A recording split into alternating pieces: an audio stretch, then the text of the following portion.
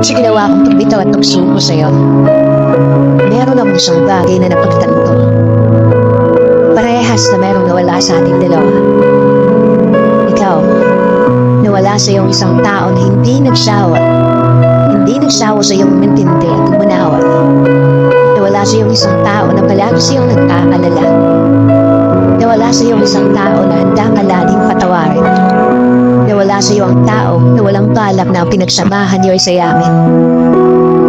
Habang ako, isa lang ang nawala sa akin.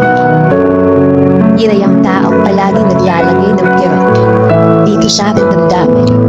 Tandaan mo, kahit ilang beses ka niloko, kahit ilang beses ka iniwan sa dulo,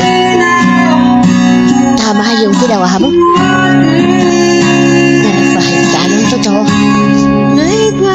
At nag-seryoso ka sa relasyon niyo.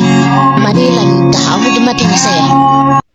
Simpleng paalala lang ulit at para sa mga nabiktima ng cheaters at sa may mga balak pala.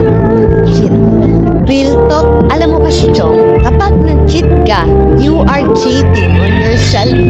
Kasi at the first place, ikaw na agad yung talo. Alam kung bakit? Dahil except sa niloko mo na yung sarili mo, mawawalan ka pa ng tamang tao. Dadating sa point na tapos ka na. Tapos ka nang habulin yung mga bagay sa paligid mo. Tapos ka nang ipilit yung mga gusto mo. Tapos ka nang mag-effort sa hindi nakaka-appreciate sa'yo. At tapos na ang panahong hindi mo inuuna ang sarili mo.